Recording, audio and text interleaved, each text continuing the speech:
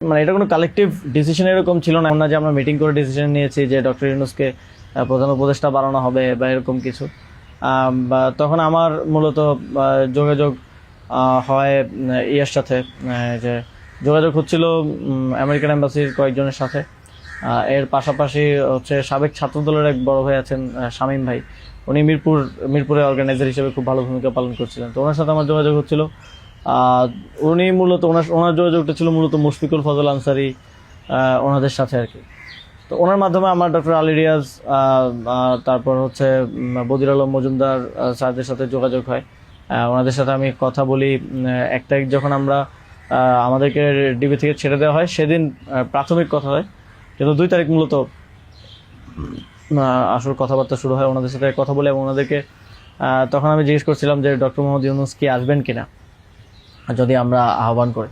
তো সবার একটা কমন কথা ছিল উনি আসবেন না, কারণ ওনাকে এর আগেও তো অনেকবার চেষ্টা হয়েছে আহ্বান করার। ওই 24-এর নির্বাচনের আগেও একটা আলোচনা ছিল এবং এর আগেও 19 সালের দিকে একটা আলোচনা ছিল।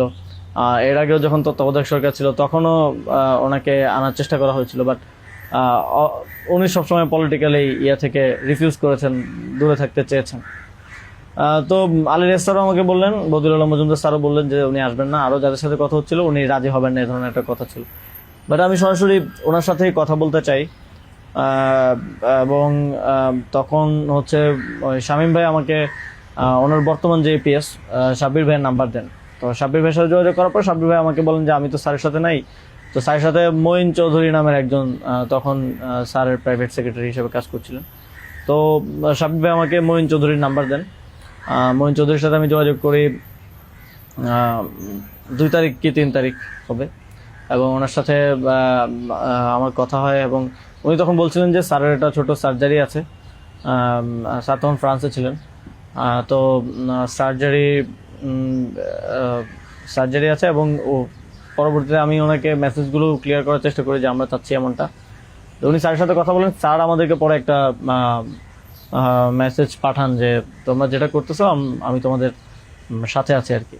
এটা হচ্ছে 2 তারিখের দিকে স্যার একটা মেসেজ আমাদেরকে পাঠান থ্রু মঈন চৌধুরী, কিন্তু তখনও কথা হয়নি।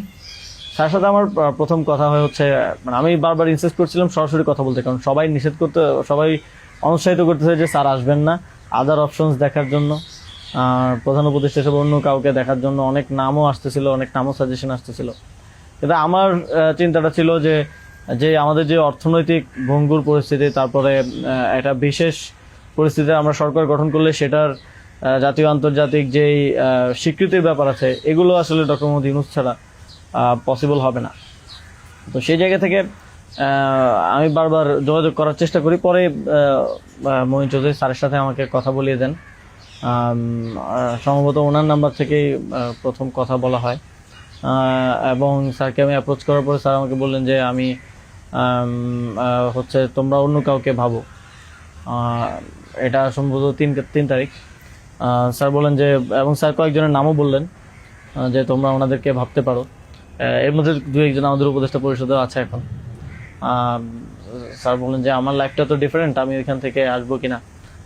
এবং উনি বলেন যে তাহলে, আমি যখন বললাম যে স্যার আপনাকে ছাড়া হবে না, আপনাকে আসতেই হবে, তখন উনি বললেন যে আমি ভেবে দেখি, তোমরাও ভাবো, যদি আদার কোনো বেটার অপশন পাওয়া যায় তাহলে তোমরা ভাবো, আর আমিও ভেবে তোমাদেরকে জানাবো। তো 3 তারিখ তো অনেক কিছু আনসার্টেন ছিল, এক দফা শুধু ঘোষণা হয়েছে, কবে পতন হবে, কবে আসবে, এটা আনসার্টেন ছিল। আমার মনে হয় এটাও ডিসিশন নেওয়ার ক্ষেত্রে একটা বাধা ছিল সে সময়। কিন্তু আমি যথেষ্ট, আমার মনে হচ্ছিল যে উনি ডিনাই করলেও he is to some extent positive, যেটা বাকিদের থেকে আসতেছে যে একেবারেই আসবে না এরকম। আসিফ স্যারও বলতেছিল যে আসবে না স্যার, রাজি হবে না। তো আবার আমার মনে হচ্ছিল যে এই লোকগুলো তো সবাই স্যারকে পার্সোনালি চেনে, ওনারা বলতেছে।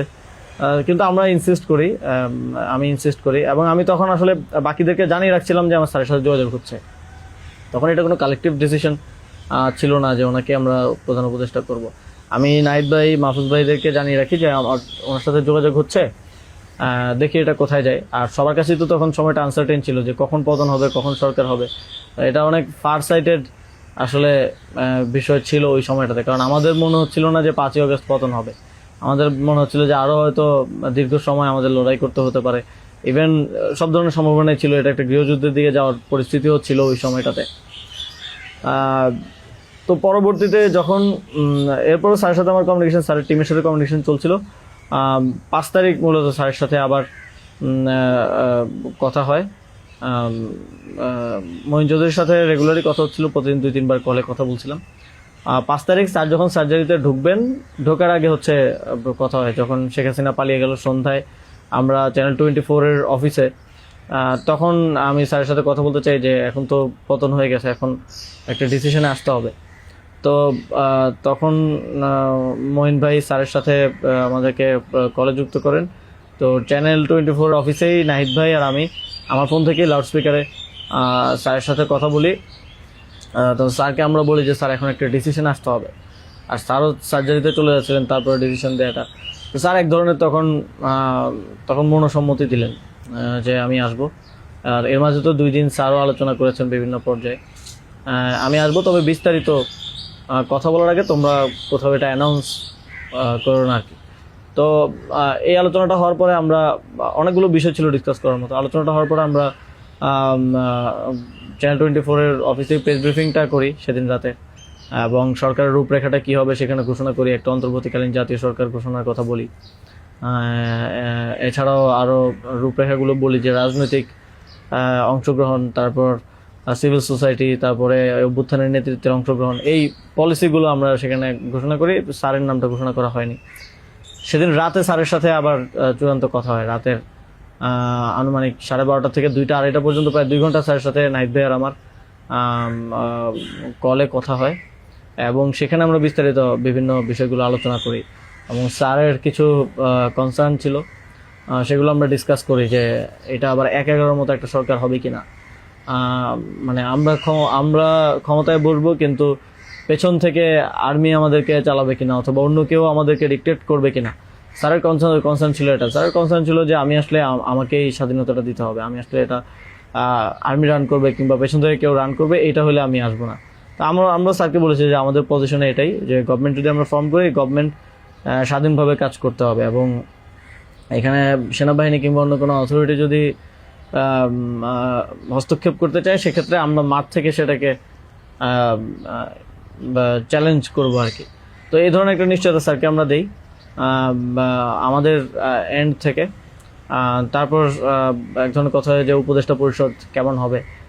স্যার আমাদেরকে বলেন যে তোমরা ঠিক করো, আর স্যার কিছু সাজেশন দেন। স্যারের টিম থেকে 6 তারিখ সম্ভবত প্রায় 5 তারিখ রাতেই 23-24টা নাম আসে আমার কাছে।